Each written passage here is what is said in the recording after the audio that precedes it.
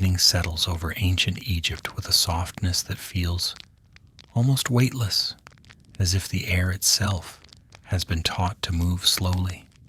Across the horizon, the last line of sunlight glows like warm gold, brushed gently onto the sky.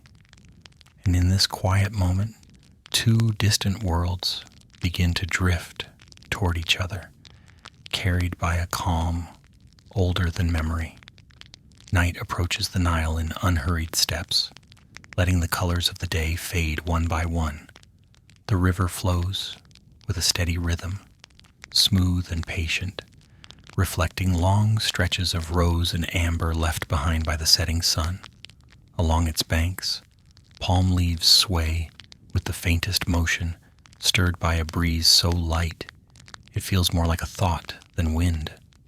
This is a land shaped by centuries of quiet labor, by hands that tended fields, mended boats, and guided the current of life from season to season. And in this slow turning of time, the world seems ready to open a new page. Across the water, Alexandria glows softly under the first lamps of evening. The marble walls of its courtyards take on a gentle shade, neither bright nor dim, but resting somewhere in between, like a memory that has learned to breathe. The city does not rush. Even the distant sound of wheels on stone feels softened by the warm air. Life here moves with the rhythm of tides, patient, steady, and full of spaces where silence can settle comfortably. Far beyond the city, out past the harbor and the gentle sway of anchored ships, the world stretches into open sea and distant borders. On one side lies Egypt, ancient and luminous, a place where knowledge and beauty grew side by side. On the other lies Rome, vast and disciplined, shaped by roads, legions, and the weight of a mighty republic. These two civilizations, different in their ways, yet rich in spirit, drift closer through the quiet patterns of fate, carried by the simple truth that even the grandest empires are built by human hands and human hearts.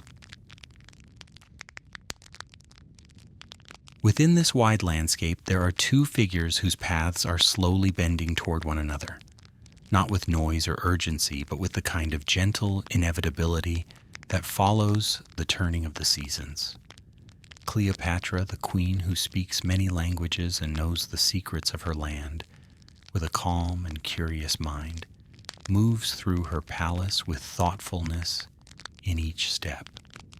And far away, Mark Antony, a Roman commander with years of travel written into his stride, feels the soft pull of a future he does not yet name. Tonight, all is still. The Nile gleams under the deepening sky. The air cools just enough to rest on the skin without waking it. And somewhere in this vast quiet, the first threads of a story begin to weave together, slow, warm, and gentle, inviting you to drift with them into a world where two people find comfort in each other across the wide spaces of history. Nile and the Night. The night settles gently over Egypt, moving across the land with a softness that feels as though it has been practiced for centuries. Along the wide stretch of the Nile, the air cools just enough to bring comfort, the kind of coolness that carries the scent of water, reeds, and a hint of dust still warm from the day. The sky deepens into layers of blue, each shade sliding slowly into the next, like silk being folded with deliberate care. A calm hush flows over everything, and the great river seems to breathe in time with the world around. On the riv, inside the palace grounds, under the warm glow of carefully arranged oil lamps, Cleopatra moves through a small courtyard, Her steps are unhurried, her sandals whispering softly against the polished floor. She stops near a low stone railing overlooking the river, resting her hands lightly upon its cool surface. The world sees her as a queen, a ruler, a strategist, a voice that can shift the balance of kingdoms. But in this quiet hour, she is simply a woman listening to the sound of water brushing against the shore. The lamps cast a gentle light across her face, softening her expression into something thoughtful, calm, and deeply. Cleopatra has always carried an inner world richer than the treasures in her storerooms. She enjoys the silence of night, the way it clears the pathways in her mind and leaves space for quieter thoughts. She studies languages, philosophies, the turning of stars, but she also studies people, listening more than she speaks. There is a stillness in her tonight, the kind that forms after many hours of thinking without hurry. She closes her eyes for a moment, breathing in the scent of lotus and cool stone, letting the night air unwind whatever tension remains from the day. Somewhere in her mind, she drifts to memories of her childhood by the river, simple moments before duties cure. Far from the courtyard, across the vast stretch of desert and sea that lies between Egypt and the lands of the West, another figure rests under the same evening sky, though he does not yet know that his path is turning toward this place. Mark Antony, seasoned commander of Rome, sits near a quiet harbor, finishing a simple meal with the relaxed patience of a man who has decided he deserves a moment of peace. His armor lies folded beside him, not polished, not arranged in any heroic order, just stacked comfortably as if even the armor is taking a small break.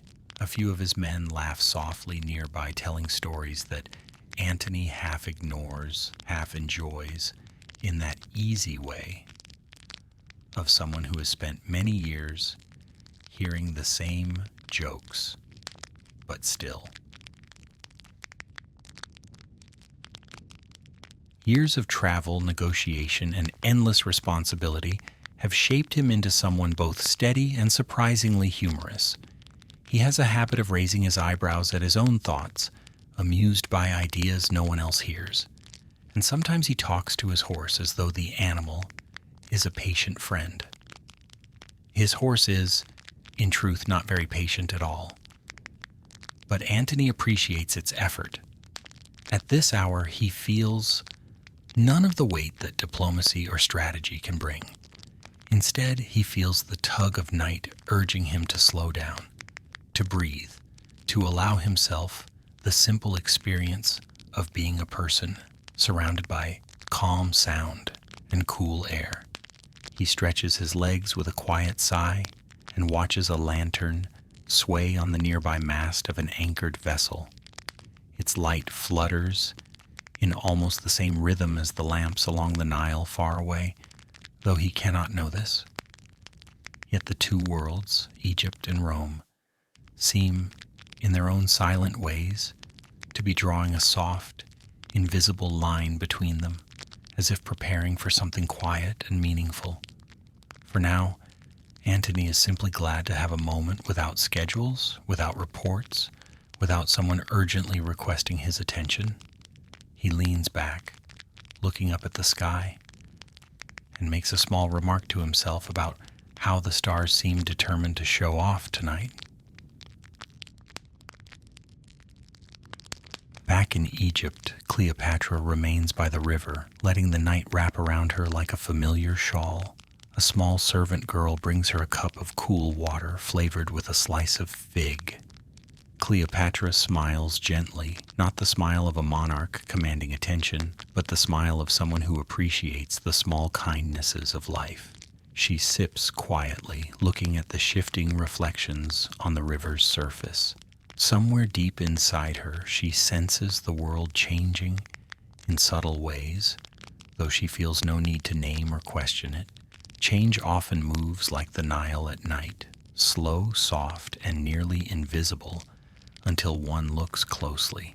Both she and Antony, miles apart, breathe under the same ancient sky, unaware that the calm paths of their evenings are gently curving toward one another, not with dramatic force, but with the hush of two steady currents gradually merging. The night holds them equally, wrapping its cool arms around them, guiding their thoughts into the soft places of the mind where understanding and familiarity quietly begin. In this peaceful moment, the Nile flows on, steady and unhurried, as the gentle beginning of their story drifts quietly into motion. The first meeting. The afternoon light floated over the river like a warm veil as Cleopatra's grand barge approached the city of Tarsus. The Nile had been left behind, but the same gentle rhythm accompanied her across these foreign waters, carrying the vessel forward with a steady confidence that suggested it had absolutely no intention of hurrying. The sails, dyed in soft purples and golds, caught the breeze with a lazy grace, fluttering as if acknowledging the sun's last stretch before evening. Aromatic oils burned in small golden cups, their scent drifting over the deck in slow waves, giving the entire scene a faint sweetness that lingered like a half-remembered dream. Cleopatra stood near the rail, her posture relaxed, her gaze unfixed, in that thoughtful way she often had when she was taking in the world around her. The light touched the edges of her hair, turning each strand into a thin line of fire that softened as quickly as it appeared. Her attendants moved quietly, keeping pace with the calmness she carried.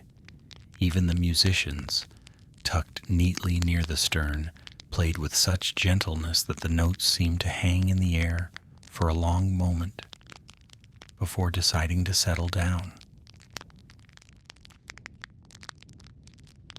The barge slid through the water in an elegant glide, causing only the faintest ripples. Anyone watching might have thought it moved entirely on its own, guided not by oars or wind, but by some leisurely intention of the universe.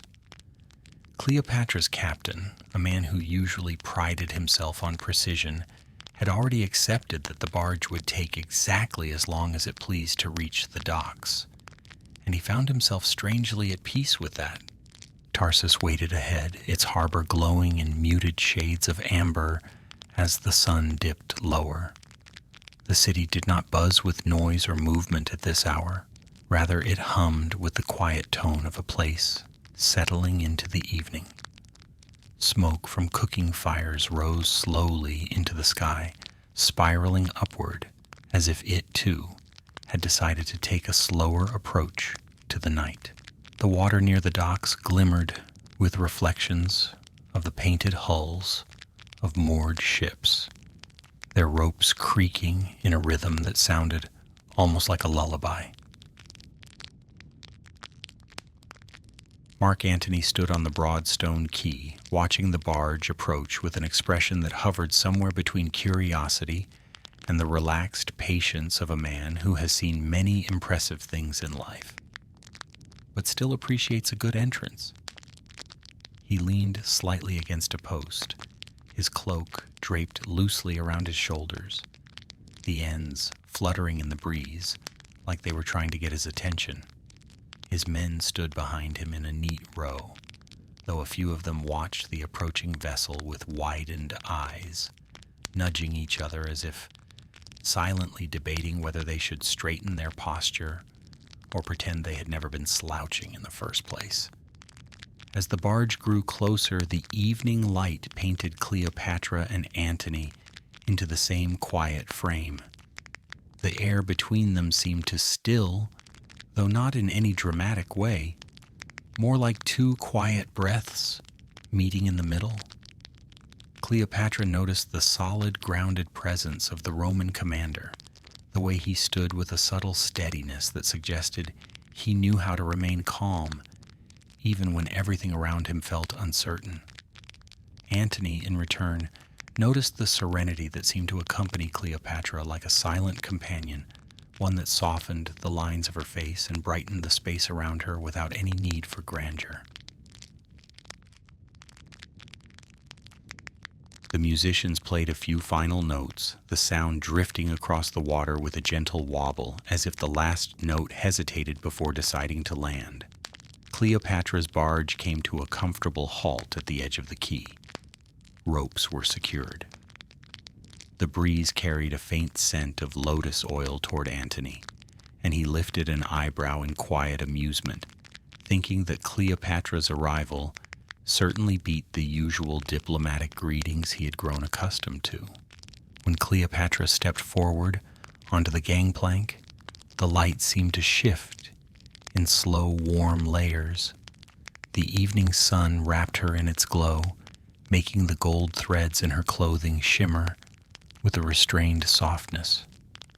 Her sandals touched the stone with a barely audible sound, like the first step of a dancer entering a quiet room. Antony inclined his head, not with the rigid precision of Roman ceremony, but with something gentler and far more human, as if acknowledging not just her status, but the calm air she brought with her. Their eyes met.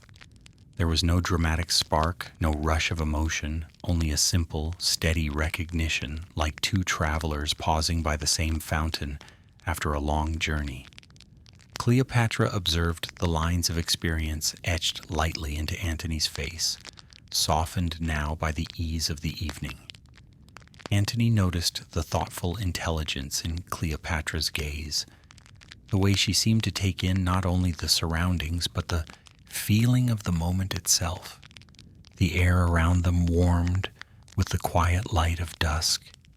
A faint breeze stirred the edges of Cleopatra's hair and brushed against Antony's cloak, weaving between them with a gentle insistence, as if trying to encourage the space to become just a little bit closer. The harbor remained peaceful, the water settling into a calm stillness that mirrored the soft beginnings of their encounter. Cleopatra gave a small, knowing smile, nothing showy, just a subtle invitation to ease into conversation. Antony returned it with a faint curve of his own lips, the kind that comes naturally when a person feels unexpectedly comfortable. In another life, he might have joked about her impressive arrival, but tonight, he let the moment stay quiet, allowing the slow rhythm of the evening to guide them. And so, in the warm, fading glow of the Tarsus dusk, Cleopatra and Mark Antony stood face to face for the first time, two steady presences meeting with the ease of people who sense, without urgency or fear, that something gentle is beginning to unfold. The first moments between them. The light of late afternoon settled over Tarsus like a soft blanket, warm but already loosening its hold on the day. The harbor had grown quieter as Cleopatra's barge glided toward the docks, its movement so smooth, it seemed the water parted willingly to let it pass. The sails caught the gentle breeze with a slow, unhurried flutter, and the gilded decorations along the vessel shimmered as though they were politely bowing to the sun. Everything about the scene felt calm, measured, and content to unfold in its own time. Mark Antony stood on the stone quay, watching the approach with an expression that rested somewhere between curiosity and a pleasant surprise. He had expected grandeur. People always spoke of Cleopatra as if she arrived with storms and fanfare, but what reached him instead was something entirely different. The barge moved with the quiet confidence of someone who did not need to impress anyone to be noticed. The musicians played soft notes that drifted lightly across the water, sounding almost like the river humming to itself. Cleopatra appeared at the front of the deck, standing with relaxed poise, not at all like someone making a grand entrance. Her posture was natural, her expression thoughtful, and not a single movement seemed calculated for show. She simply was, and that was enough to command attention. Antony found himself strangely relieved by that. After years of dealing with overly formal dignitaries, seeing someone so self-possessed and quietly intelligent felt refreshing. He had expected a storm. Instead, he got a gentle, steady breeze that smelled faintly of lotus and warm sunlight. As the barge came to a slow halt, Cleopatra stepped forward.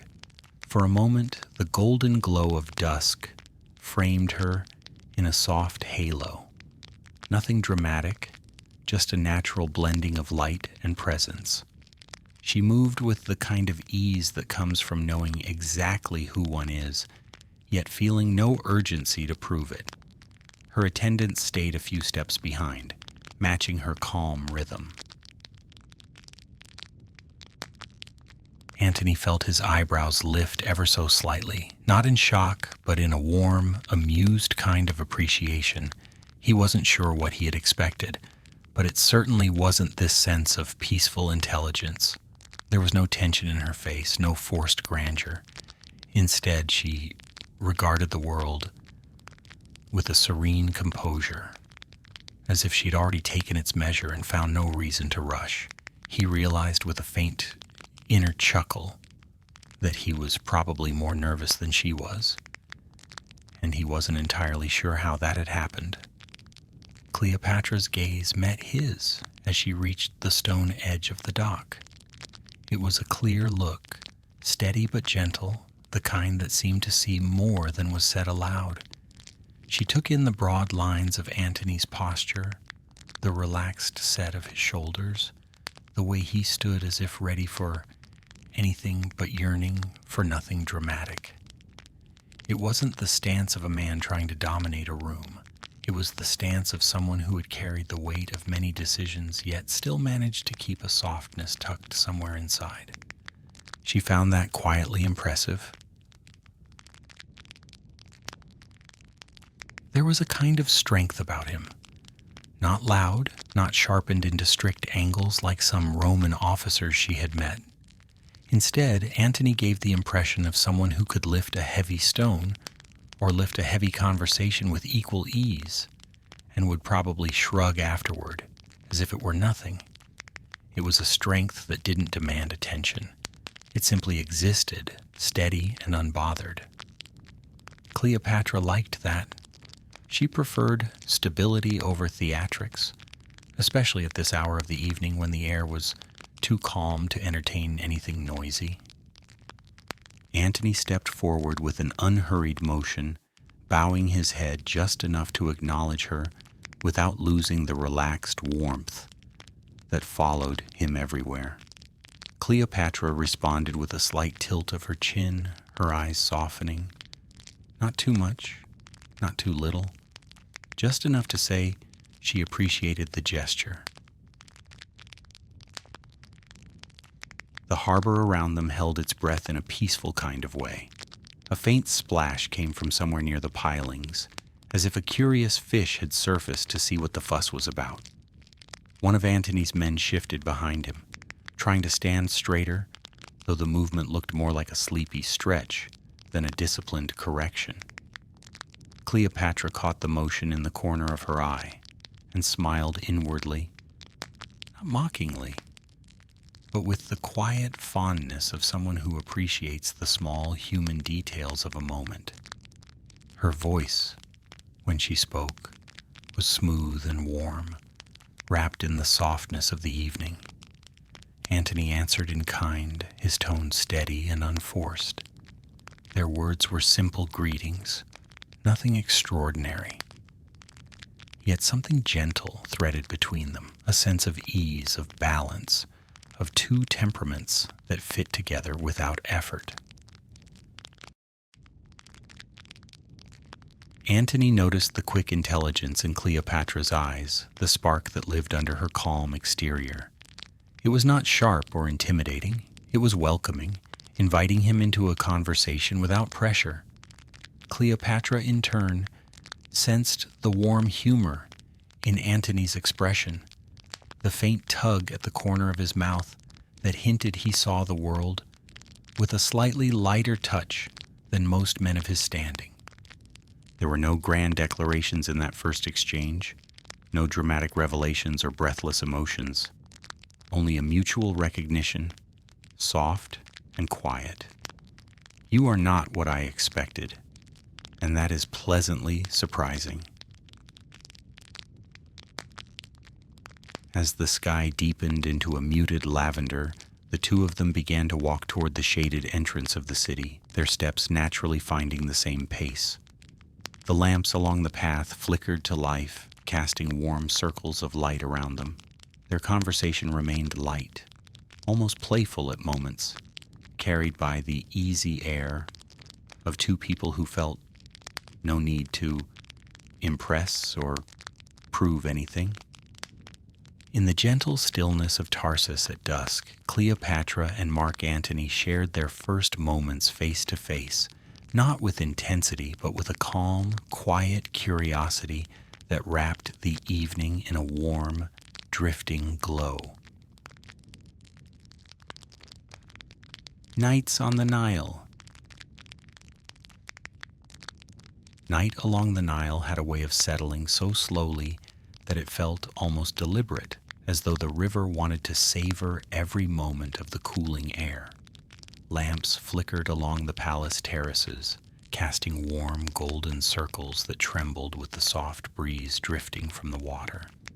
The ripples glimmered with tiny slivers of moonlight, each one appearing for a heartbeat, before fading into the river's wide, patient current.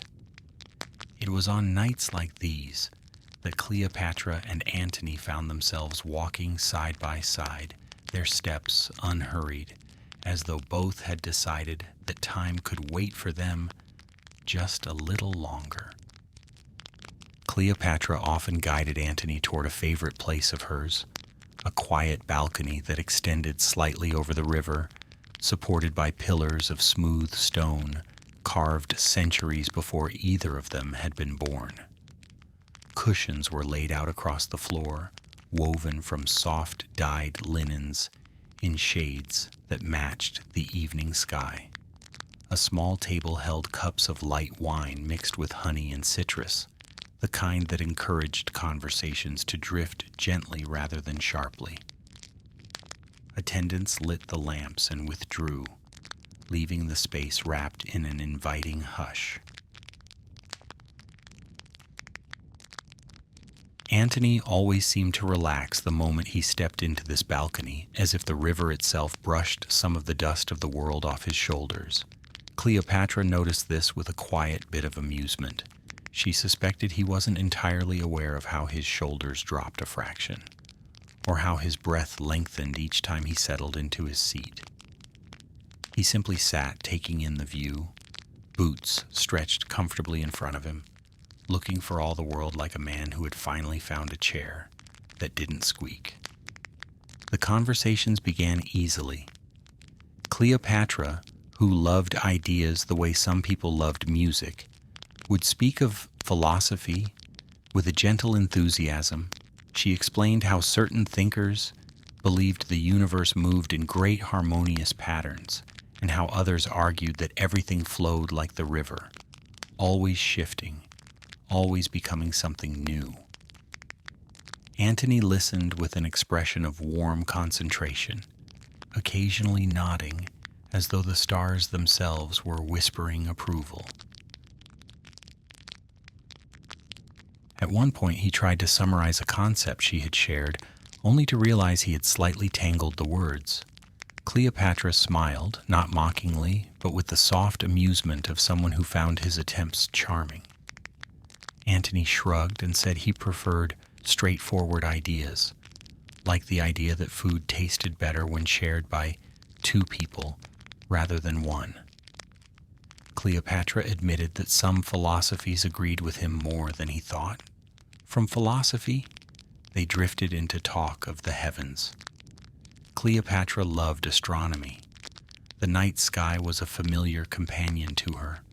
She would point upward, tracing faint patterns between the stars with her fingertip, describing how they guided sailors and farmers alike.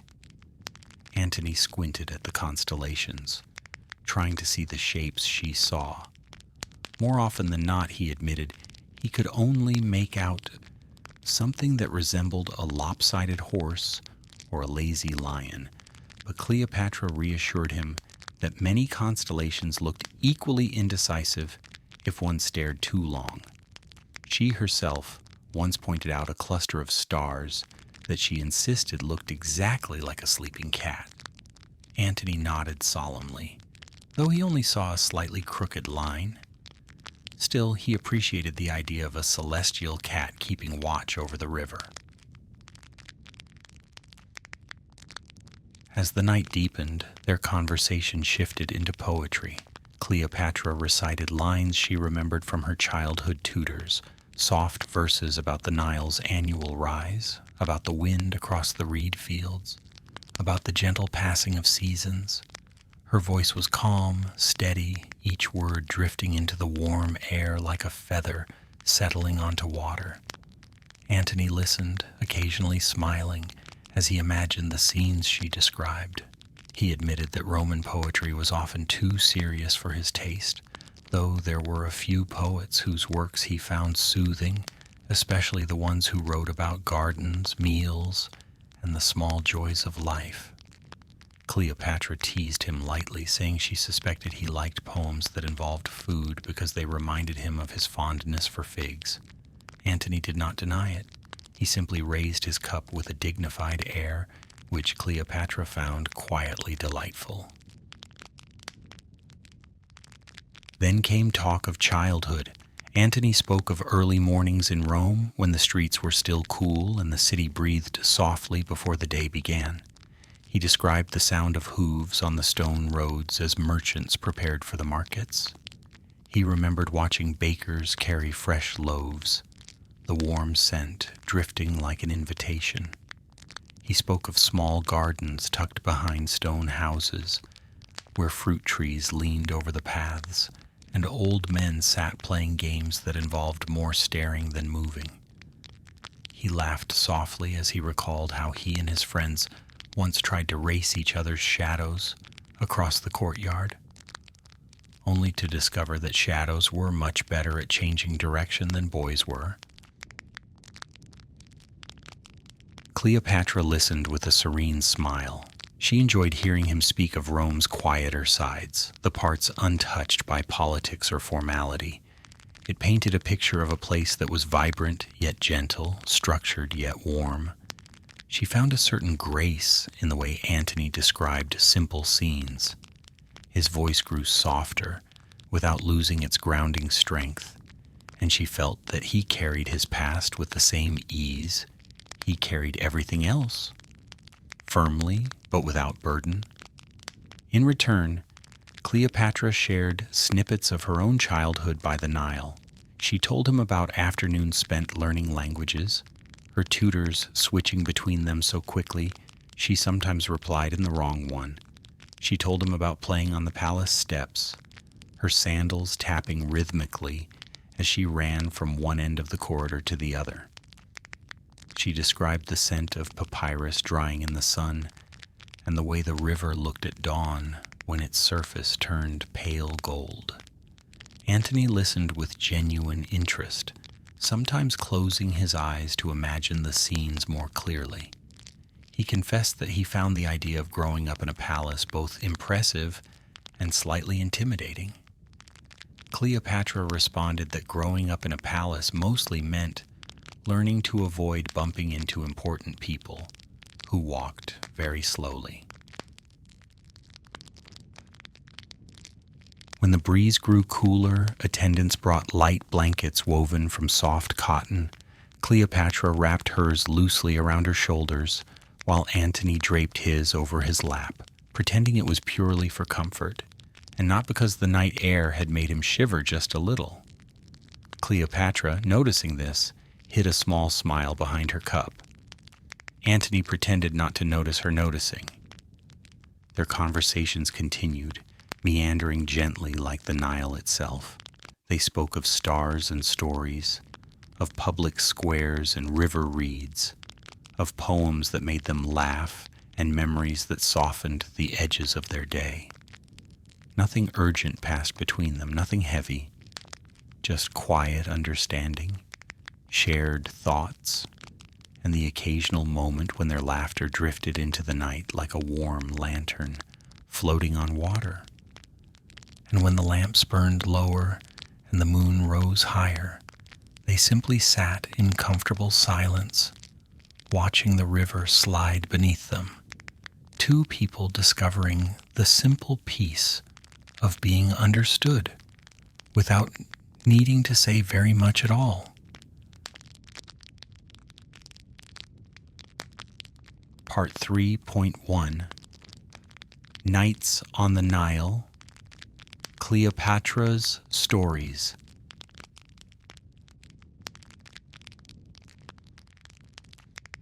Cleopatra rested her elbows lightly against the carved stone railing, her eyes following the slow, thoughtful drift of the river. The lanterns along the balcony swayed just enough to send tiny circles of gold dancing over the water, breaking and reforming with each ripple. The night sky stretched wide above them, filled with shimmering stars that seemed unusually awake, as if they had decided to stay up just to keep the river company.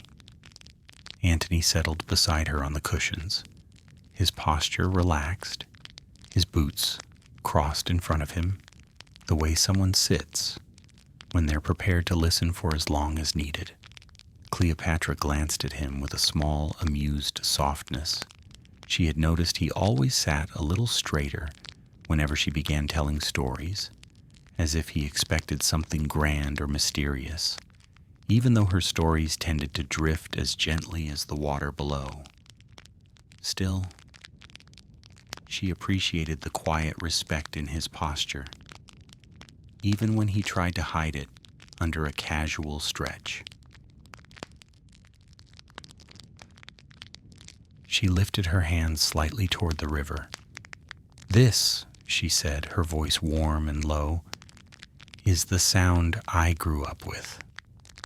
The Nile at night always moves at the pace of someone who knows exactly where they're going, but is in no hurry to arrive." Antony tilted his head, listening.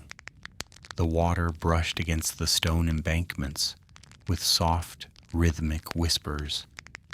"It does seem like a river that knows everything," he murmured, then added with a faint grin, "Perhaps more than most people do." Cleopatra laughed quietly, not loudly enough to disturb the night, but just enough to let the sound drift into the air like a soft spark. "Oh, it knows far more than people. It hears everything, carries everything, and occasionally likes to flood just to remind us it has opinions." She paused thoughtfully. "Gentle opinions? Most of the time." Antony nodded with a solemn expression, as if taking notes on the personality of the river. "Good to know," he said. "I will be respectful. I don't want to offend a river with opinions." Cleopatra smiled, savoring the way humor settled so easily between them. She drew in a slow breath and let her eyes drift across the water again. "There is a fragrance the river carries in early evening," she said softly. "Papyrus blossoms. They're not loud scents, nothing like roses or lilies. They're light, almost shy. But when the air cools after sunset, they release a sweetness that stays just above the surface. If you breathe slowly, you can catch it."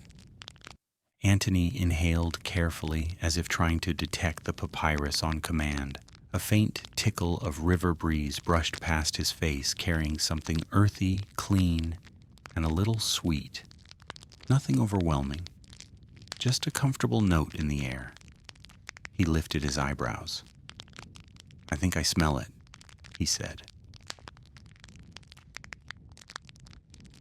Cleopatra looked at him out of the corner of her eye, amused. "Perhaps," she replied. Or perhaps that was simply the scent of the cushions finally airing out after a long day. Antony pressed a hand dramatically to his chest. "You wound me," he said in a low whisper, causing Cleopatra to laugh softly again, the sound vibrating gently in the warm night air. She settled into her seat, wrapping a light cotton shawl around her shoulders. "When I was a child," she said, her voice drifting into memory, "I used to sneak out to the riverbank at night. Not far, just to the edge where the reeds grew tall enough to hide me. I would sit there and listen to the frogs and the insects and the river, always the river." She paused, letting the sounds of the present night mix with the past. Sometimes the breeze pushed the papyrus leaves together, and they made a soft, rustling noise, like someone whispering a story. I like to think the river was talking. Antony rested his arm on a cushion, leaning just slightly closer so he wouldn't miss a word. "What did it say?" he asked, then caught himself. "I mean, only if it said things that weren't overly philosophical." Cleopatra gave him a slow smile. "Nothing complicated. It simply told me that the world was larger than the palace walls, and that everything moved even when it looked still."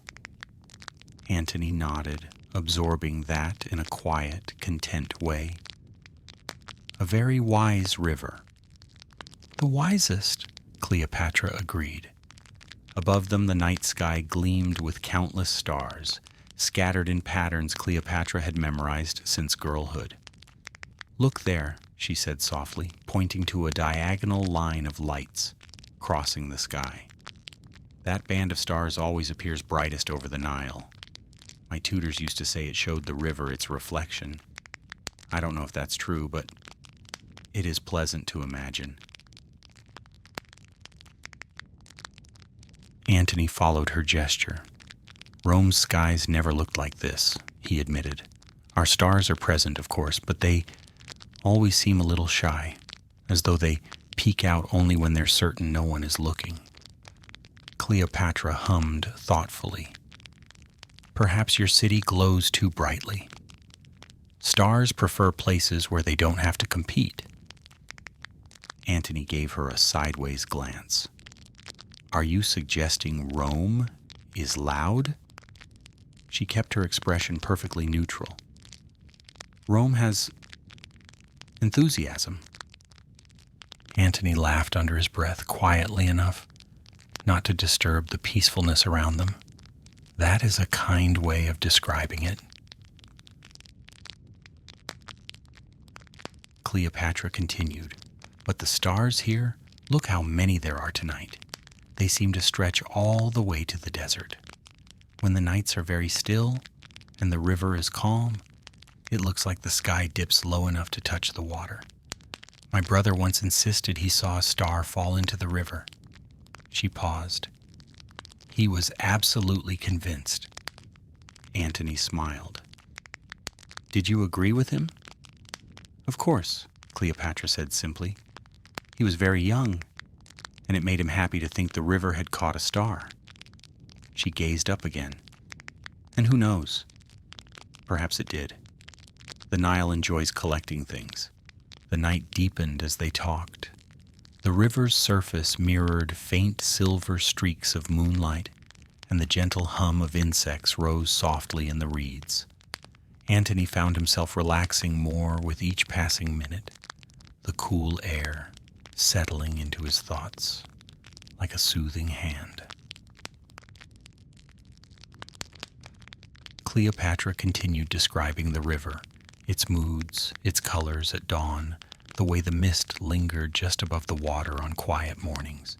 She spoke of boats gliding like shadows before sunrise, of the soft slap of nets in fishermen's hands, of how papyrus fields swayed like gentle waves even when the river was still. Antony listened the entire time with the calm contentment of someone who had stumbled into a moment far more peaceful than he realized he needed.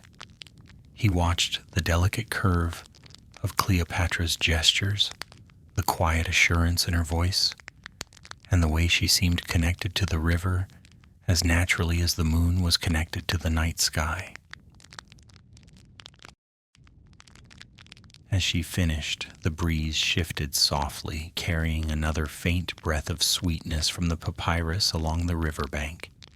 Cleopatra inhaled slowly. "That," she said, "is the smell of every summer I've ever known." Antony nodded with a warm, steady smile. "Then I'm glad the Nile decided to share a little of it tonight." And with the river moving softly below and the stars keeping their gentle watch above, the two of them settled deeper into the calm of the night, wrapped in stories, quiet laughter, and the steady rhythm of the Nile drifting endlessly toward the horizon. Egypt, a place for the two of them. Morning in Egypt arrived not with urgency, but with a quiet confidence, as though the sun wished to enter the day slowly, one golden brushstroke at a time. The first light touched the river in long, sweeping lines, turning the surface into a sheet of rippling honey. Shadows softened, the horizon warmed, and the scent of early air, cool, faintly sweet, drifted through the palace like a subtle invitation to wake. It was on these mornings, glowing softly with amber and warmth, that Cleopatra and Antony found a rhythm all their own. Cleopatra loved the mornings most of all. She would step into the open corridor connecting her private chambers to the palace gardens, her bare feet slipping easily across cool stone. She preferred to walk without sandals at this hour, claiming the ground felt smoother, gentler, almost affectionate. The servants often tried to bring her footwear anyway, but Cleopatra waved them off with the calm certainty of someone who had already made her decision before sunrise. "Later," she would say, in a tone that sounded like a soft breeze, "the earth is cooler now. Let it greet me." Antony, who had followed her habit with mild fascination, watched from a few steps behind. He often wondered whether the ground truly felt different in the morning, or whether Cleopatra simply enjoyed the freedom of the moment. Either way, he found it quietly impressive, and perhaps a little intimidating, that she could make walking barefoot look like a thoughtful ritual rather than something impulsive. When he tried it once, the stone had felt a bit too cold for his liking, and he returned to his sandals with the dignity of a man, pretending nothing unusual had occurred. They entered the gardens just as the sun began to rise fully over the city. The air was filled with a soft brightness, not sharp or glaring, but warm and golden, as if someone had melted sunlight and let it flow gently over every leaf.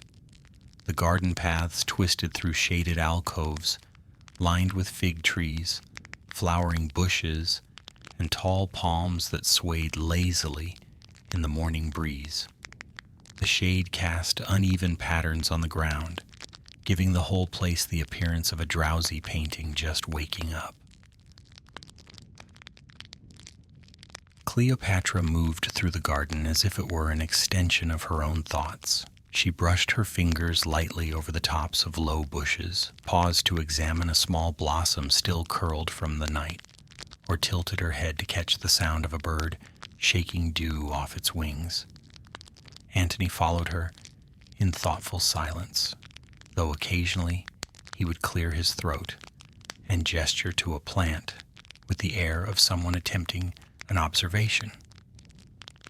"That one," he once said, pointing at a wavering cluster of pale flowers, "looks very floral."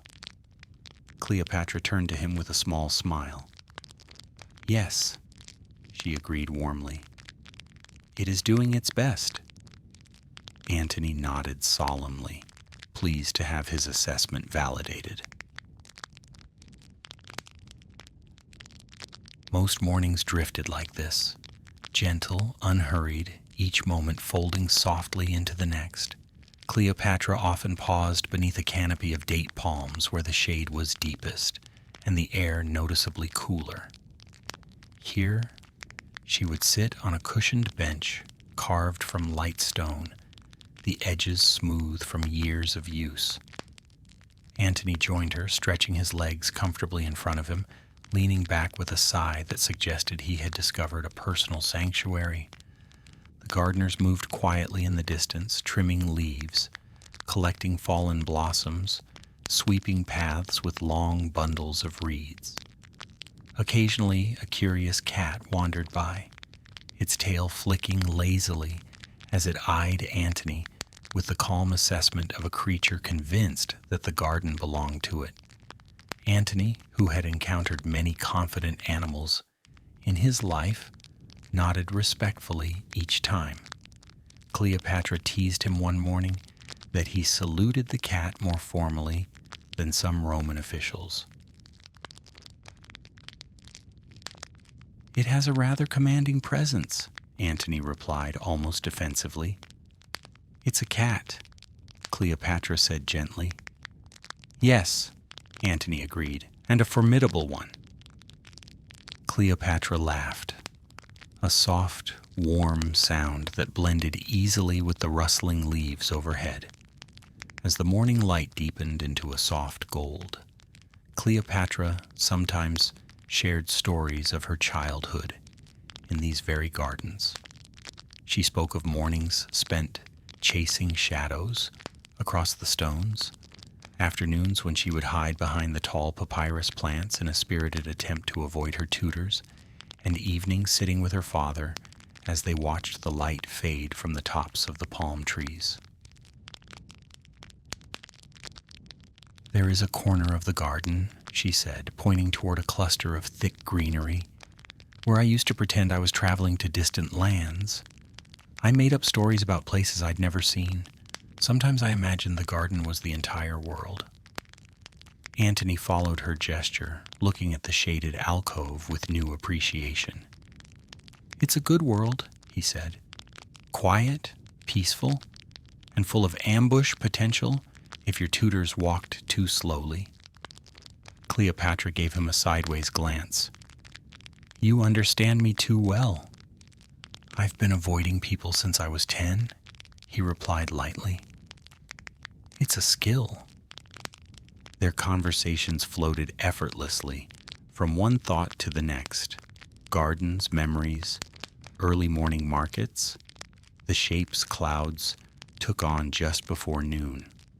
Antony occasionally described peaceful mornings in Rome, the way bakery doors opened with a soft hinge creak, the scent of warm bread drifting through narrow streets, the sight of old men sweeping dust from their doorways with slow, practiced motions.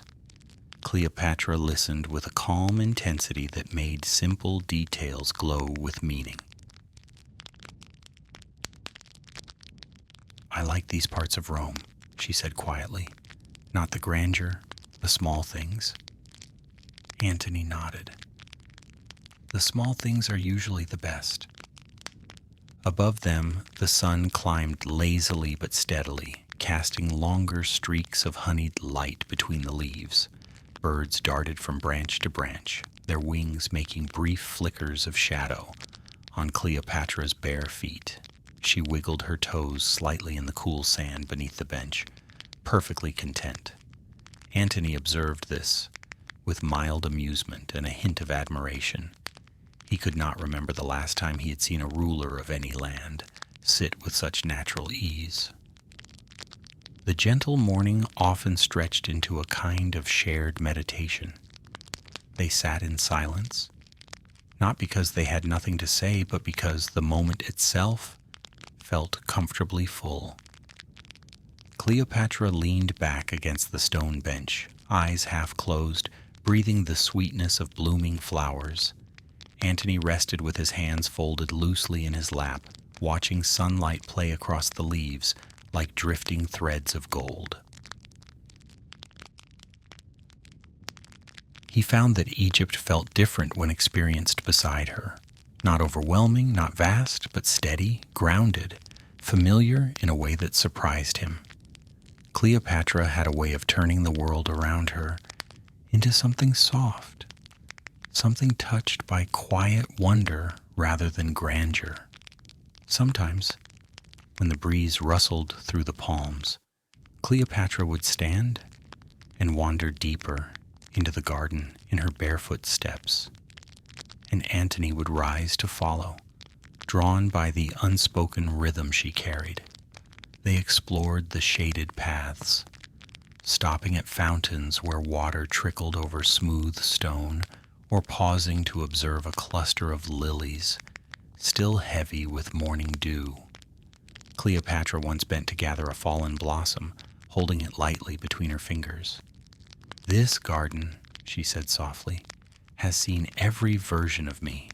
The child, the student, the ruler, and now simply myself." Antony looked at her, understanding the quiet weight in her words.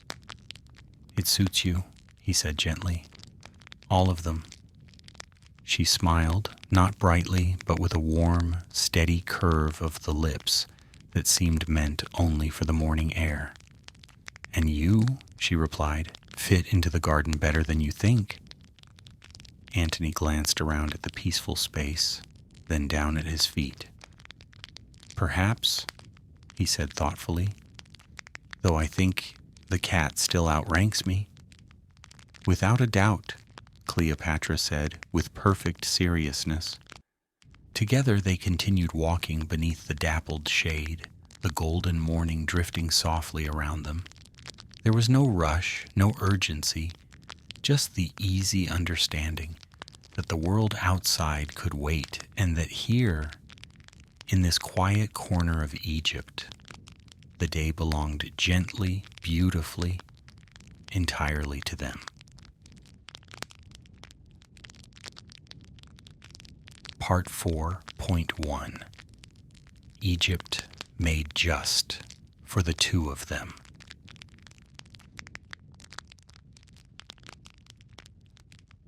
The days in Alexandria unfolded with a soothing regularity, each hour gliding effortlessly into the next, like beads slipping along a silk thread. Morning warmed into afternoon, and the palace filled with the pleasant hum of daily life. Children laughing in distant courtyards, servants chatting softly under shaded arches, and the calm breeze carrying the faint rustle of palm fronds from the gardens. Cleopatra and Antony grew accustomed to this rhythm, finding comfort in the simplicity of small shared routines. One of Antony's unexpected joys became teaching archery to the palace children. It began innocently enough. One curious boy had spotted the Roman bow leaning against a column and asked, with great seriousness, whether it could shoot as far as the river. Antony assured him it could, though he gently left out the part about accuracy. Before long, a small group of eager faces gathered in the sunlit courtyard, waiting for their afternoon lesson with a patience that lasted precisely 11 seconds. Cleopatra sometimes watched from a shaded balcony above, the edge of her shawl fluttering with the breeze. The sight amused her more than she admitted aloud. Antony kneeling to adjust a child's stance, carefully correcting the angle of tiny elbows, offering instructions in a low, warm voice, as if he were speaking to junior soldiers, preparing for a gentle, extremely slow parade.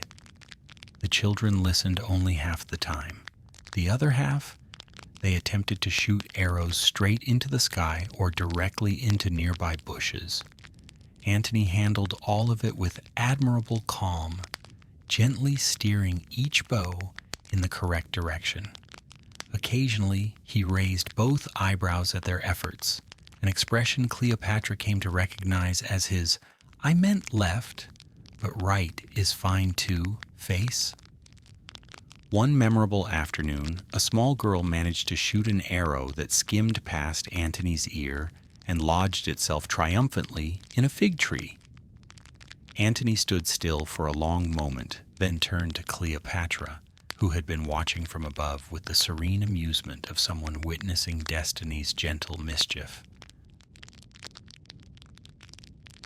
"The tree seems enthusiastic today," Cleopatra remarked. Antony nodded solemnly. "Very enthusiastic?" The girl, proud of her achievement, bowed in the wrong direction. After each lesson, Antony found himself surrounded by small hands, tugging at his cloak and offering him treasures, half-polished stones, wilted flowers, or awkward but earnest compliments about his very calm Roman face. Cleopatra would meet him afterward in the shaded garden, where she would listen patiently as he recounted the day's successes and the tree's new collection of arrows. In these quiet spaces, life softened for both of them. They often shared small treats during the warm afternoons, especially dates picked fresh from the garden trees. Cleopatra enjoyed selecting the ripest ones, gently pressing them between her fingers to test their softness. Antony would sit beside her on a low stone bench, leaning forward slightly like a man anticipating a diplomatic briefing, though the only thing at stake was which date tasted sweeter. "Try this one," Cleopatra would say, offering him a fruit glistening with natural syrup. Antony accepted with the seriousness of a commander receiving an important message, then took a thoughtful bite. He always pretended to evaluate the flavor deeply, eyes narrowing, jaw shifting slowly, and Cleopatra always waited with an indulgent smile. After a moment, he would nod with great authority. "This one," he would declare, "is excellent." "They've all been excellent," Cleopatra replied gently. "Yes," Antony agreed, "but this one is extra excellent." Cleopatra shook her head softly, swirling her fingers in the air as though rearranging his logic into something neater. Sometimes she chose two dates and held them side by side, asking him to determine which one truly deserved the honorary title. Antony, trying to look wise, usually declared both winners to avoid fruit-based disappointment. Cleopatra found his diplomatic approach entertaining, though she never admitted this directly. Other afternoons, they wandered deeper into the palace gardens where butterflies danced through the sunlit spaces between leaves. Cleopatra liked to pause whenever she saw one flutter close, a small, pale yellow creature drifting lazily from blossom to blossom. She held her hands still, letting the fragile wings hover near her fingertips. Antony stood beside her, trying not to move too quickly, as if aware he might accidentally frighten the tiny visitor. Once a butterfly landed delicately on Antony's arm. He froze, eyes wide with the kind of concentration he usually reserved for important negotiations. Cleopatra covered her lips with her hand, the corners of her mouth curving upward. The butterfly stayed for a long, gentle moment before flying off with the leisurely confidence of something that had decided Antony was worth a visit. "I think it liked you," Cleopatra said lightly. Antony straightened, careful not to jostle the butterfly's invisible memory. "I am honored," he replied. In Egypt, even the smallest moments felt touched by sunlight. When the heat mellowed toward evening, Cleopatra and Antony sometimes walked toward the outer terraces of the palace, where the sound of distant singing floated through the air. Alexandria was alive with music at night, soft melodies rising from boatmen along the harbor, from merchants closing their shops, from families lingering near windows to enjoy the cooler air. They found a place along a balcony overlooking the city, where they could hear the melodies drifting upward in faint, warm waves. The people's songs were simple, often repeating in gentle rhythms, the kind of tunes shaped by daily life and passed from voice to voice across generations. Antony leaned against the stone railing, arms folded loosely, listening as though absorbing the city's heartbeat. Cleopatra stood beside him, her shawl brushing the side of his arm. She knew many of the melodies by memory. Sometimes she hummed softly along, just enough for Antony to hear. Her voice blended with the distant music, turning the moment into something smooth and unbroken. Antony enjoyed these evenings more than he expected. He liked the way Cleopatra seemed to glow subtly in the lamplight, the way her presence softened the spaces around her, the way Alexandria's night sounds wrapped the world in a gentle cloak. He found himself relaxing in small increments, as though each night brushed a layer of dust from his mind. Once, as they listened, Cleopatra handed him another date. Antony accepted it without hesitation. "This one," Cleopatra said softly, "is only moderately excellent." Antony bit into it thoughtfully, letting the sweetness melt slowly on his tongue. After a quiet, exaggerated pause, he shook his head. "No," he said gently, "I must disagree. This one is quietly excellent." Cleopatra's small laugh drifted into the night, merging with the distant music. And so the days passed, filled with gentle tasks, small joys, and a shared understanding that did not need to be spoken. In the warm mornings, in the shaded gardens, in the golden afternoons, in the music-filled evenings, Egypt became quietly and softly a world made just for the two of them. His days in Alexandria. Alexandria, in the gentle hours after sunrise, often felt like a city composed of three melodies, one carried by the wind, one by the sea, and one by the great, sprawling library that breathed quiet intelligence into every corner. The breeze from the Mediterranean wandered through the streets with its usual lazy curiosity, cool and lightly salted, brushing against the edges of buildings as though greeting them by name. Waves rolled against the harbor walls in slow, unhurried intervals, each one arriving with a patient sigh. And from the district of scholars, where papyrus scrolls rested in cool shadows, there drifted the faint rustle of pages being turned, a soft, constant whisper that seemed to weave itself into the rhythm of the city. Antony found Alexandria unlike any place he had known. Rome was bold and structured. Its streets echoed with boots and voices. Alexandria, on the other hand, moved with a fluid ease, as if the entire city knew that life could be lived gently. Even the marketplace noise, which in other cities might have felt overwhelming, settled into a pleasant hum here, a mix of greetings, laughter, and bargaining spoken in tones softened by the sea breeze. Cleopatra enjoyed introducing Antony to this quieter side of her city. She walked beside him through wide sun-washed avenues, under colonnades that cast long strips of shade, and down narrow lanes where the scent of roasted barley and fresh figs drifted lazily from open stalls. Antony, who was used to being recognized instantly in most places he visited, found it amusing that Alexandrian merchants treated him like an ordinary traveler. A slightly tall, slightly sunburned man, accompanying a woman who seemed far too elegant to be wandering without fanfare.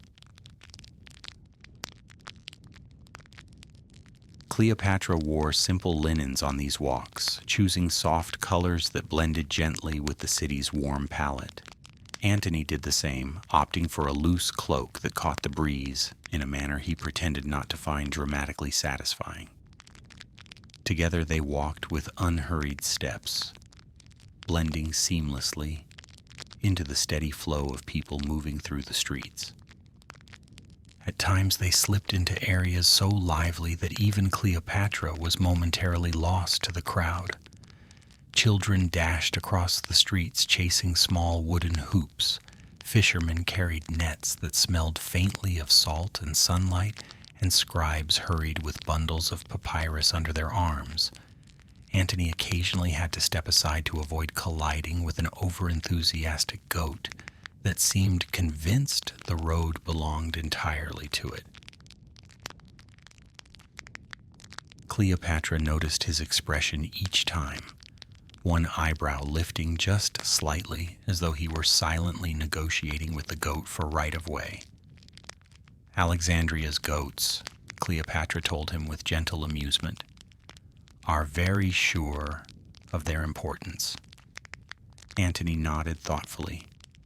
They remind me of several Roman officials. Cleopatra smiled. The goats are kinder.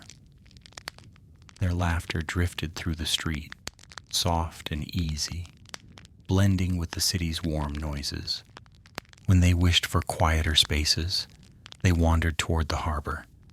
There, the breeze thickened with the scent of the sea, clean, cool, and sprawling. Wooden ships rocked gently against their ropes, their masts creaking with a pleasing regularity that felt almost musical. Fishermen sat mending their nets with slow, steady motions, and some looked up long enough to offer Cleopatra a polite nod before returning to their work. Antony enjoyed watching the birds circle the water, dipping low as though checking their reflections for signs of improvement. Sometimes Cleopatra brought him to the long stone promenade where scholars often walked after morning study. Here the sounds of the waves mixed with the quiet murmur of debate carried out in tones so gentle one might think the scholars were discussing the weather instead of mathematics. Antony pretended to follow a particularly complex conversation about the movement of stars, nodding with the seriousness of a man listening to a military report. Cleopatra observed him out of the corner of her eye, knowing perfectly well that he had no more idea what the scholars were saying than the seagull perched on the railing. "You look very thoughtful," she said. "I am committing every word to memory," Antony answered in a dignified voice. Cleopatra raised an eyebrow. "Would you like me to translate?" Antony exhaled with dramatic relief. "Yes, please." Their walks sometimes led them to the outer streets near the library, where towering columns framed the entrance like ancient guardians. They never ventured inside during these moments. It was not a day for scrolls or study. But even from the outside, one could feel the presence of knowledge radiating quietly from within. The scent of papyrus hung in the air, warm and slightly sweet, mixed with traces of dust and ink. A fragrance Cleopatra found comforting in a way she could never quite explain. Antony took a deep breath and declared he could almost feel himself becoming wiser. Cleopatra assured him gently that it was a very positive illusion. But it was in the simpler parts of the city where they felt most at ease. They walked through residential quarters where balconies overflowed with hanging linen, where the hum of daily life floated in soft waves, wood being chopped for lunch fires, pots clinking, laughter echoing between sunlit walls. Cleopatra greeted the citizens with small nods and smiles, and Antony mirrored her gestures, though sometimes with a slight delay as he tried to observe proper Alexandrian friendliness. There was a morning when Cleopatra stopped at a stall selling pomegranates. The vendor, an older woman with sun-warmed skin, offered them slices of fruit sprinkled lightly with crushed mint. Antony bit into one and blinked at the sudden burst of sweetness. Cleopatra laughed softly at his expression, the slight widening of his eyes, the slow, analytical chew, as if he had never tasted a pomegranate before and was now deeply evaluating its life choices. Another time they paused in front of a street musician playing a small lyre. The melody was simple, rising and falling like the tide, and Cleopatra listened with her eyes half closed. Antony leaned on a column, watching the way her hair caught the light, strands of gold kissed by the sun. The musician glanced at Antony, nodded respectfully, then continued playing with even softer gentleness. Antony placed a small coin beside the musician, who smiled in gratitude. As they walked deeper into the city, hand brushing lightly against hand from time to time, they blended so naturally into the flow of people that even the children running past barely noticed them. They moved with the ease of two travelers, discovering new corners of a city they both loved, free from titles, free from ceremony, simply walking step by step through Alexandria's golden air. One afternoon, as they wandered through a narrow street lined with pottery stalls, a breeze swept through carrying the combined fragrances of clay, figs, and warm bread. Cleopatra inhaled deeply. "This is the scent of my city," she said softly. Antony nodded. "Peaceful," he murmured. "And lively," Cleopatra added. "Both suit it," Antony said gently. "And both suit you." Cleopatra did not reply, but her quiet smile added its own warmth to the moment.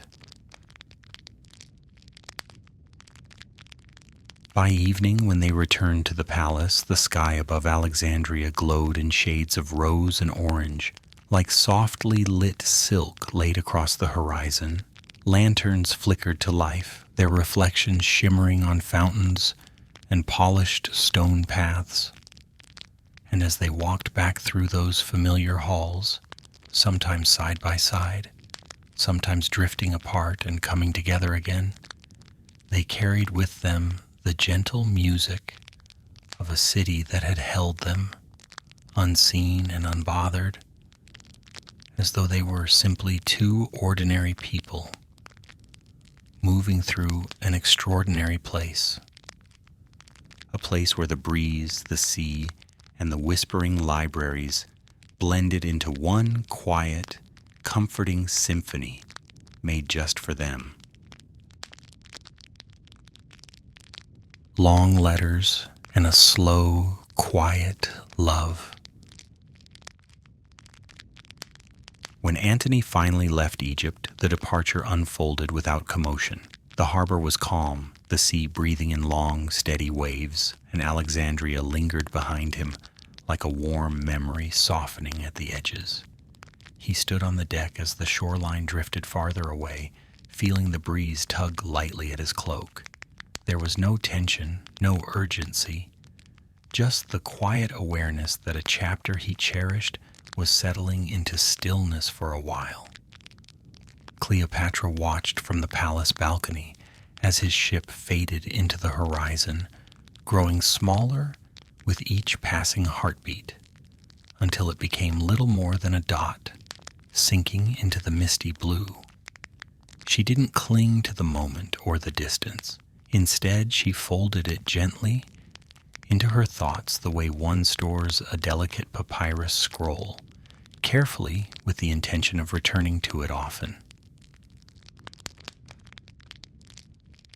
Their days separated into two paths, but the bond between them moved at its own rhythm, effortless and patient. And so came the letters. Letters were not new to either of them, but these took on a life of their own. They did not rush through couriers or ride upon breathless messages.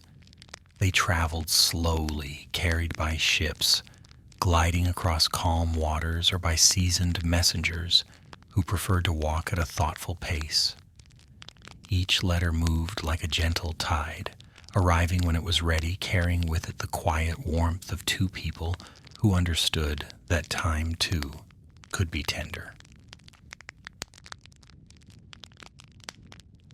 Antony's first letter arrived in Alexandria on a mild afternoon. Cleopatra received it while sitting in her shaded courtyard surrounded by soft pillows and the faint fragrance of pressed herbs. She unrolled the papyrus with the same care she gave to rare scrolls. His handwriting leaned slightly to the right, as though the words were trying to walk forward, but politely chose to stroll instead. He wrote about the journey, the calm sea, the lazy gulls circling overhead, the gentle rocking of the ship that made half his crew sleepy.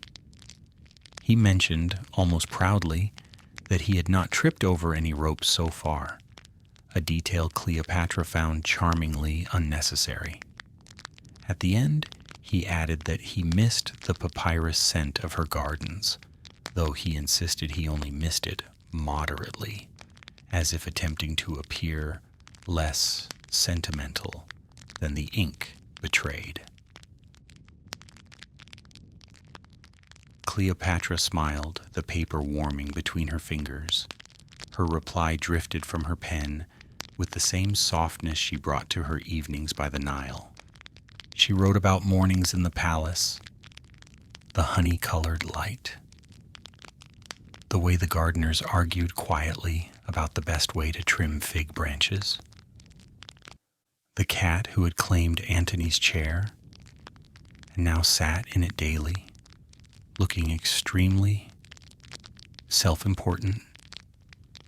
She assured him she was well and that Egypt was peaceful, as though the whole land had decided to move more slowly in his absence. Her words were steady, warm, and touched with a mild humor that floated lightly just above the lines. When Antony received her letter, he read it 3 times, first with the focus of a commander, then with the thoughtfulness of a friend, and finally with the relaxed curiosity of someone savoring a familiar voice. The mention of the cat made him cough a quiet laugh, causing 2 of his officers to glance over with mild alarm. Antony waved them away with a gesture that said, "No emergency, merely a cat-related concern." As the days turned into weeks, the letters continued. They were not dramatic confessions or grand speeches.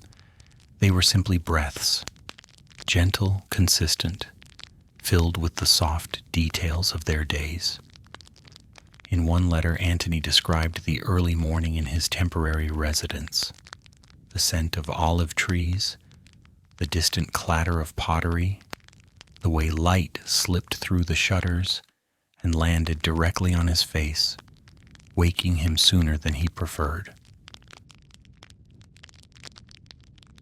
Cleopatra replied by describing the Nile at dusk, the pink reflection on the water, the lazy drift of boats, the fishermen singing in tones so low and soothing they seemed to blend with the river itself. Antony wrote about a sparrow that had decided, without permission, to join him at breakfast. Cleopatra wrote about a market vendor who insisted she try 3 different types of figs to determine the true champion. Antony responded with a declaration that figs must be treated with respect, though he admitted some fig-based decisions exceeded his expertise. Their letters became like stepping stones across the distance, each one carrying the steady comfort of companionship. Even the silences between them felt peaceful. Cleopatra would sometimes sit in her garden during the warmest hour of afternoon, imagining Antony reading her words somewhere across the sea. Antony, meanwhile, would pause during his evenings to picture Cleopatra leaning over a small wooden table, shaping her reply in the soft glow of an oil lamp. There was no urgency, no heavy longing, just the quiet rhythm of two lives gently brushing against each other through ink and parchment. One especially calm afternoon, Cleopatra received a letter, written while Antony was sitting beside a small fountain. He described the gentle gurgle of water, the play of sunlight across its surface, and the way a leaf floated in slow circles, as if unsure which side to choose. Cleopatra reread that part twice, smiling at how Antony had once again managed to make ordinary details feel quietly significant. She wrote back, describing the breeze from the Nile that carried the faint sweetness of papyrus blossoms across her balcony. She told him the cat still occupied his chair, and that she suspected the palace staff had begun addressing it as Lord of Cushions. Antony's next letter began with an official-sounding proclamation. "I accept the cat's promotion." Cleopatra's laughter echoed softly through the garden. And so their letters continued, each one gentle, unhurried, wrapped in warmth and fondness. They wrote not because distance pained them, but because writing softened the space between. Their words wandered like the river, flowing with steady ease, never pressing for more than what the moment offered. In time, the letters became part of their daily breath, quiet reminders that even across miles of sea, their connection moved with the calm certainty of a love that preferred to grow slowly, beautifully, and without hurry. Part 6.1 Letters of a Slow and Gentle Love.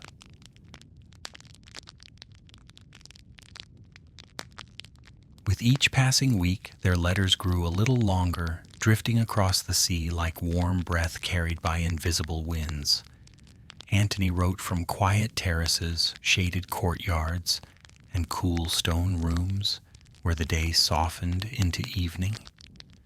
Cleopatra wrote from her balcony overlooking the Nile, from the garden beneath fig trees, and from a small desk placed near an open window where the fragrance of late afternoon air always found its way in. Their words moved at the same slow pace as their thoughts, steady, comforting, and free of urgency. One afternoon, Antony sent a letter written in ink, slightly smudged on one corner, as though he had rested his hand on it for too long while pausing to think. He described the mild weather, the faint sound of sandals crossing the courtyard below, and the drifting scent of lotus blossoms from a nearby pool. The fragrance, he wrote, reminded him of Egypt in the gentlest way. Not sharp, not overwhelming, but soft and lingering, as if the memory itself exhaled. He admitted in a quietly playful line that the lotus scent made him hungry for the honey cakes she had once offered him. He followed this by insisting he was not thinking constantly about food, then immediately contradicted himself by describing a local market stall selling pastries shaped like sunbursts. Cleopatra, when she read it, smiled at the inked confession and wondered whether Antony realized how many of his thoughts inevitably migrated toward meals. But beneath the humor of his words lay a subtle truth. He missed Egypt. And within Egypt, he missed her. In another part of the letter, he recalled the evenings they had spent near the palace lotus pond, the soft plop of petals touching water, the shimmering shadows of broad green leaves swaying above the surface, the cool fragrance drifting upward as the world settled into dusk. He wrote that the scent followed him now, lingering like a companion, appearing unexpectedly whenever the breeze shifted just right. Cleopatra paused over that line and read it twice, feeling a quiet warmth bloom beneath her ribs. When Cleopatra sent her reply, she chose papyrus that still held a faint herbal scent, as if the plant wished to join the message. Her handwriting flowed easily, graceful, yet unassuming. She told Antony about the afternoons along the Nile when the sun descended so slowly it seemed reluctant to leave the sky. She described how the light dimmed from gold to peach to soft rose, each shade melting into the next, without ever announcing the change. She wrote of how the river mirrored these colors, holding them gently on its surface until evening finally tugged them away. "The Nile at sunset," she wrote, "looks as though it is absorbing all the colors of the day before sending them quietly into the night. I watch the light sink into the water, and the reflections ripple like warm silk being folded." She added, almost casually, that sometimes she placed her hand near the water's edge to feel the coolness rising. The breeze wrapped around her wrist with a softness like whispered company. Then, with a light tone that made Antony smile later, she wrote that even the palace cat seemed fascinated by sunsets, sitting beside her as if supervising the entire event with regal importance. Antony's next letter arrived days later, and Cleopatra unrolled it slowly, as though savoring the moment before reading. He wrote of a small garden where he sometimes sat after midday. There was a shallow pool filled with lotus flowers, and though it was not Egypt, it smelled close enough to stir familiar thoughts. He told her that a single lotus leaf floated freely around the pool, circling as if lazily searching for a place to rest. Some days he watched it longer than he intended, following its slow loops, while thinking of the way she once traced the shape of stars in the sky. At the end of the letter, written in a tone that managed to be both modest and lightly amused, he confessed he was growing quite attached to that wandering lotus leaf. Cleopatra laughed when she read it, quietly, warmly, and decided to respond in equal measure. She wrote about the evenings when the sun dipped low behind the palms and cast long shadows over the riverbank. The air would cool, becoming soft enough to feel like a veil draped gently around her shoulders. The entire scene looked as though the world were slowly exhaling. She told Antony she liked to sit on the palace steps at that hour, watching the water glow faintly as the sky surrendered its last brightness. "The sunlight," she wrote, "does not disappear. It simply settles. It becomes part of the river, part of the air, part of the night. It sinks, but softly. Never lost, only quieter." Antony read that line several times, appreciating the way her words seemed to slow his breathing. Their letters continued in this rhythm for weeks, steady, unhurried, filled with small truths, wrapped in gentle imagery. They did not speak of longing or uncertainty. Instead, they traded fragments of their days the way others might trade small treasures. A scent caught in the breeze, a reflection on the river, the way a lotus petal floated, the color of evening light on stone. Each letter was like a soft step closer, and even though oceans stretched between them, the distance felt cushioned, held in place by the warmth of words drifting back and forth. It was not a loud love, nor a hurried love. It was a slow, steady warmth, a love content to unfold like the lotus blossoms Antony wrote about, opening quietly each time another letter arrived across the sea. When they meet again. The night Antony returned to Alexandria, the city welcomed him with a calmness that felt almost deliberate, as though it had been waiting for just the right moment to open its arms. The harbor glowed with soft lantern light, each flame wavering gently in the breeze, like tiny greetings drifting across the water. The sea breathed its slow rhythm, pushing the ship forward with a tenderness that made the arrival feel more like a quiet homecoming than a grand entrance. Antony stepped onto the quay with a steady breath. He felt no rush, no swell of emotion, only a deep, comfortable sense of stepping back into a place that had held his thoughts for many months. The air smelled faintly of salt and warm stone, and as he walked up the familiar path toward the palace, the breeze tugged at his cloak the same way a friend might nudge him in welcome. The sensation brought a small, unguarded smile to his face.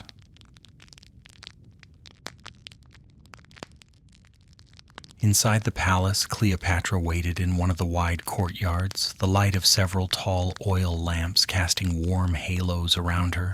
She stood with relaxed posture, hands loosely clasped, looking as though she had been part of the courtyard itself, woven into the shadows and the glow. When Antony stepped inside, the soft echo of his footsteps mingled with the faint stir of leaves overhead. Their eyes met, and neither spoke immediately. There was no need. The space between them settled into something warm and steady, as though the palace air shifted just enough to acknowledge that two pieces had quietly found their place again. Cleopatra moved toward him with the unhurried grace of someone approaching something familiar and welcome. Antony bowed his head, not stiffly, but with the relaxed respect of a man greeting a presence that made him feel more at ease than he had expected. Cleopatra's smile was small, gentle, carrying the subtle curve that always softened her features. "You're home," she said simply, her voice as warm as the lamplight. Antony inhaled, letting the words settle. "It feels like it," he replied. There was a lightness in the air, the kind that drapes itself softly across the shoulders.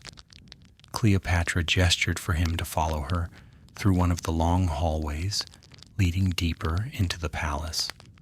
The corridor stretched ahead in quiet elegance, lined with polished marble that caught the flicker of candle flames and reflected them in soft, trembling streaks along the floor. The light shimmered with each step they took, creating a gentle illusion of walking over water. Cleopatra walked beside him, her pace slow and measured. Antony glanced at the marble reflections and murmured, "It seems the palace has added more candles just to impress me." Cleopatra lifted an eyebrow. "It has always been fond of theatrics." "Ah," he nodded with mock seriousness, "a familiar trait." She managed to keep her face composed for several seconds before a soft laugh escaped her. It echoed lightly against the marble walls, blending with the glow of the lamps. They wandered through the hallway without direction, letting their steps guide them. Occasionally, Cleopatra pointed out small changes that had taken place since he'd been gone. a repaired mosaic tile, a new urn placed carefully beneath a painted column, a cluster of fresh-cut flowers whose fragrance drifted through the air like a quiet whisper. Antony listened with a comfortable attentiveness, as though each detail gently anchored him further into the feeling of belonging. When they reached a wider chamber, the ceiling rose higher, allowing space for more lanterns to glow from tall stands. Their flames reflected off the marble in soft patterns, like ripples stirred by a passing breeze. Antony paused for a moment to look around. "I had forgotten how bright marble can be at night," he said. "Only if fed with enough lamps?" Cleopatra added.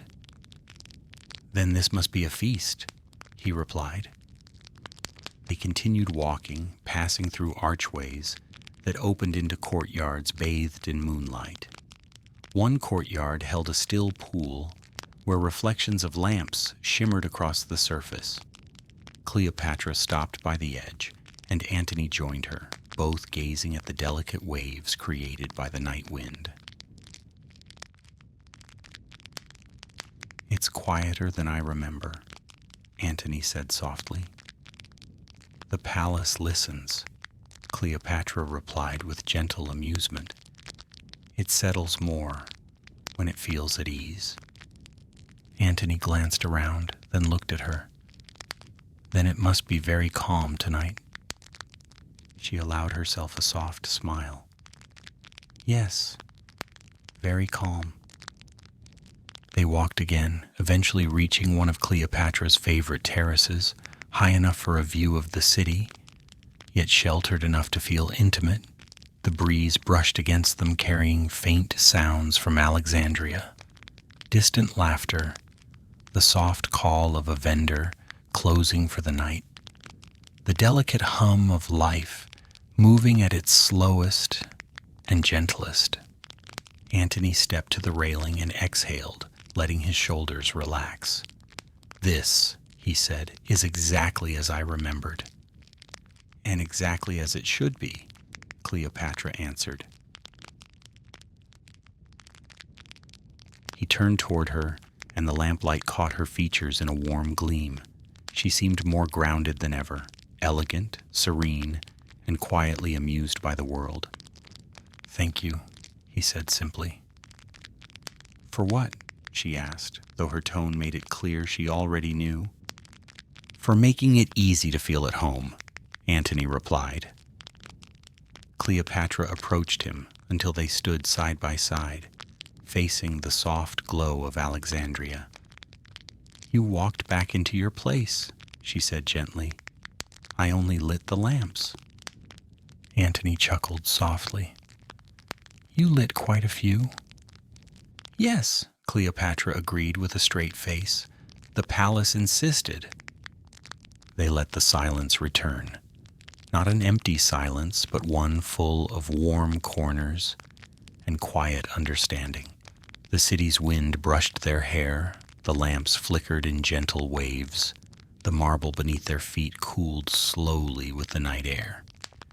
And in that peaceful darkness, with the palace glowing softly around them, they stood together. Two people who had crossed long distances only to arrive back at the same gentle truth, that sometimes returning is simply finding the place where your steps fall naturally beside someone else's, a place where the light waits for you, a place that feels like home. Part 7.1. Their quiet evening together.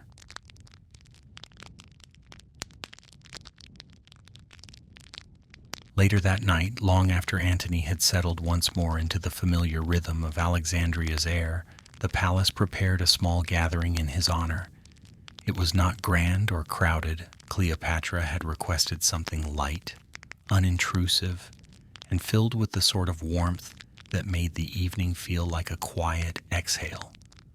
Lamps were arranged in a wide semicircle around a modest banquet table, their flames flickering in soft waves that cast golden threads across the polished floor. Servants moved with near-silent steps, placing dishes of ripe figs, honeyed pastries, and bowls of cool pomegranate seeds. At the far end of the courtyard, a harpist sat beneath an archway decorated with fresh garlands of jasmine. When her fingers touched the strings, the notes drifted upward in long, gentle spirals, settling into the air like soft feathers. The sound was delicate, never sharp, never insistent. It felt like music designed to encourage deep breaths and calm shoulders. Antony, hearing the first few strands, let his posture relax without even realizing it.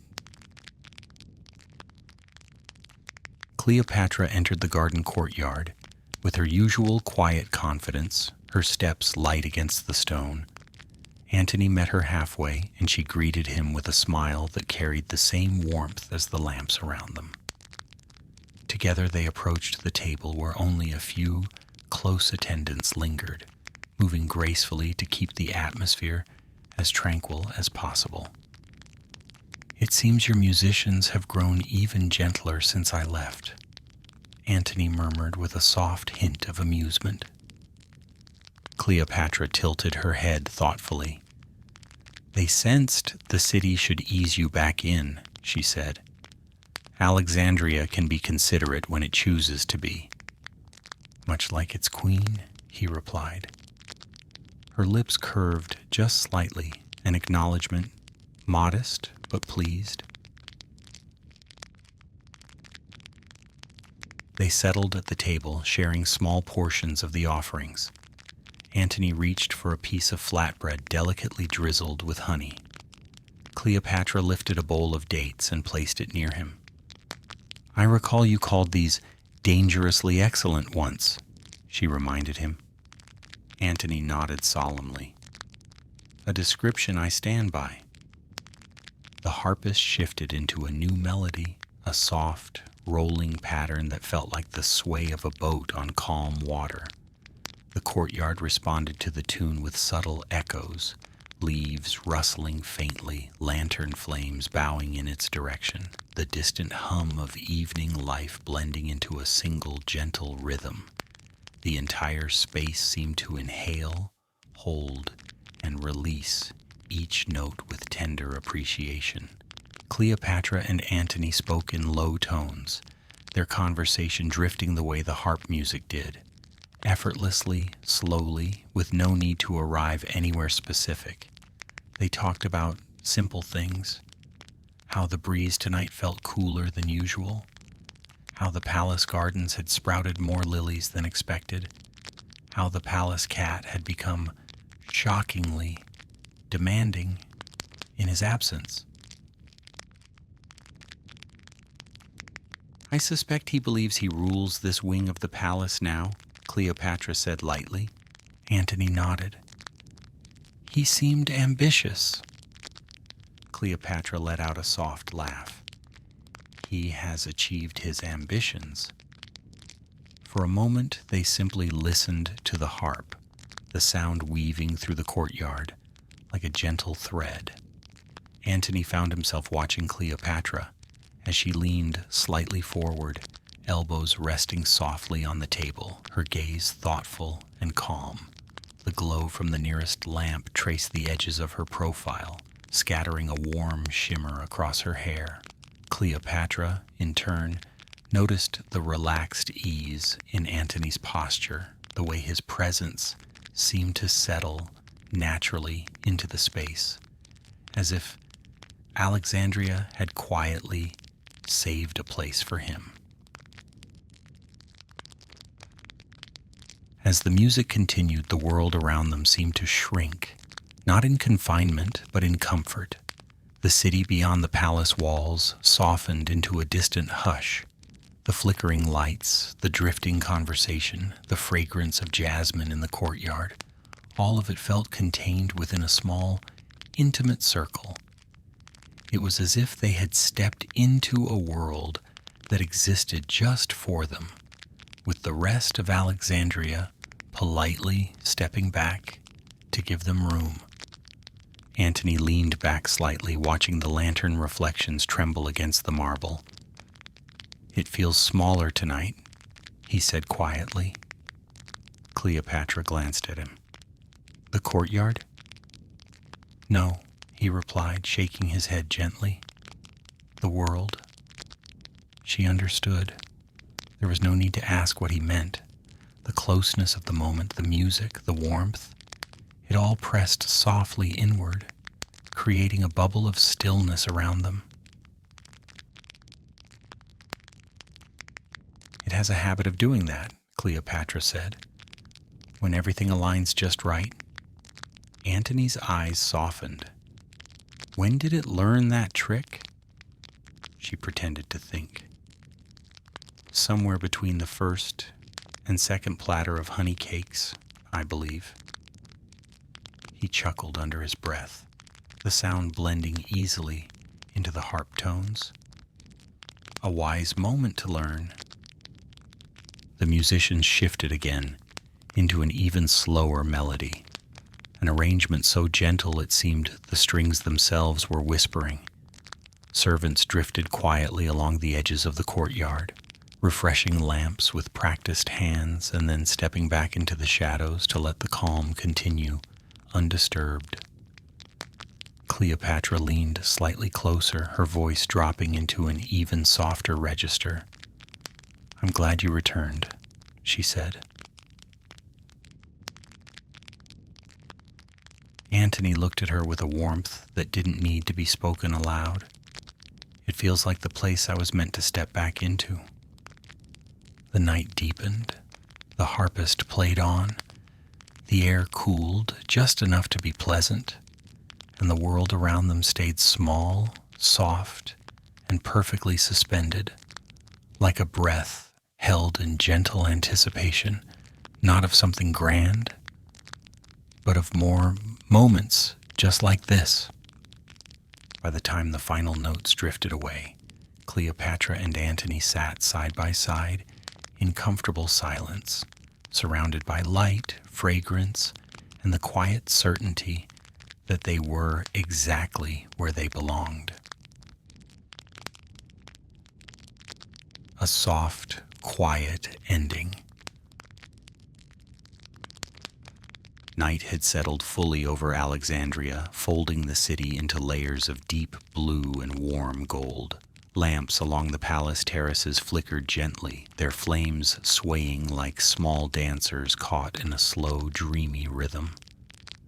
Beyond the marble walls, the sea hummed its low melody, rising and falling with the kind of patience only the ocean possessed. It was a night that did not rush, a night that lingered as though reluctant to leave the two figures at the heart of this quiet story. Cleopatra and Antony stood together at the edge of the highest terrace, looking out over the sleeping city. The breeze rolled in from the Nile and drifted across their shoulders, carrying the faint scent of papyrus, cool water, and distant gardens that had not yet surrendered their sweetness to the night. Below them, Alexandria glowed like a constellation brought gently down to earth. Soft lights scattered in calm patterns, each one breathing lightly into the dark. There was no grandeur in the moment, no ceremony, no heavy meaning pressed upon the air. There was only a soft clarity, the quiet understanding that history would remember them, not for whatever stories would later be written, but for the way they existed beside each other with a gentleness rare in a world of empires. Cleopatra rested her hand lightly on the marble railing, feeling the coolness seep into her skin. Antony stood close enough for their shoulders to share the same slice of breeze, but not so close as to disturb the comfortable space between them. They had long ago mastered this delicate distance, the kind that allowed two people to stand together without needing words, the kind that made silence feel like a shared language. "The night smells different here," Antony murmured, almost to himself. Cleopatra nodded softly. Egypt keeps its secrets in the air. Antony exhaled with a faint laugh. And occasionally lends one to me. Only the gentle ones, Cleopatra teased. Yes, he agreed with mock seriousness. It seems to trust me only with the mild, agreeable sense. She tilted her head. That is generous of the Nile.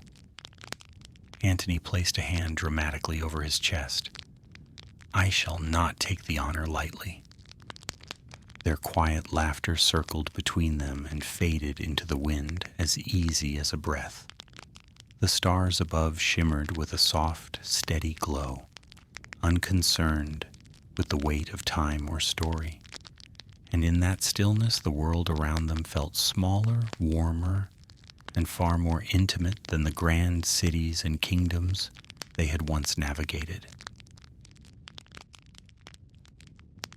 If anyone were to ask later why history remembered Cleopatra and Antony, or why their names continued to drift across centuries, the answer would not be found in battles or proclamations. It would rest in moments like this, the way they stood together on a warm night, the way their voices softened when they spoke to each other, the way they shared small pieces of themselves as if trading treasures too delicate to set down. History remembers warmth more sharply than spectacle. Cleopatra looked out at the faint shimmer of the Nile in the distance. Even from the palace heights, the river still caught the moonlight and bent it into a long silver curve. She had always felt connected to it, as if the water carried echoes of every season of her life.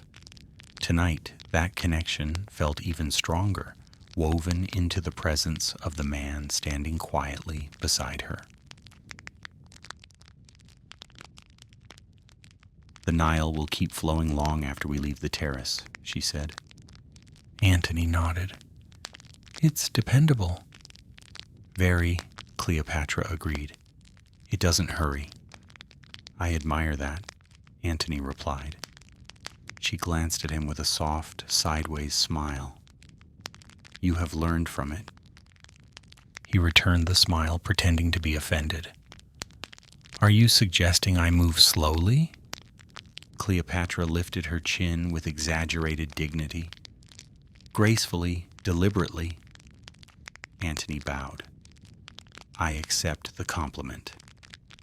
Their shared laughter rose again, but gentle, always gentle. After a moment, Cleopatra spoke with a voice softer than the breeze. This, being here beside you, it feels like returning to the place one belongs. Antony breathed in, letting the truth of her words settle like warm sand. Yes, he replied, like stepping back into the rhythm one was meant to follow. Nothing more needed to be said. The terrace, the city, the night, all held the space for them. A servant stepped quietly into the courtyard far behind them, lighting a few final lamps for the evening. The faint glow spread outward like ripples of warm light, brushing the marble floors with amber strokes.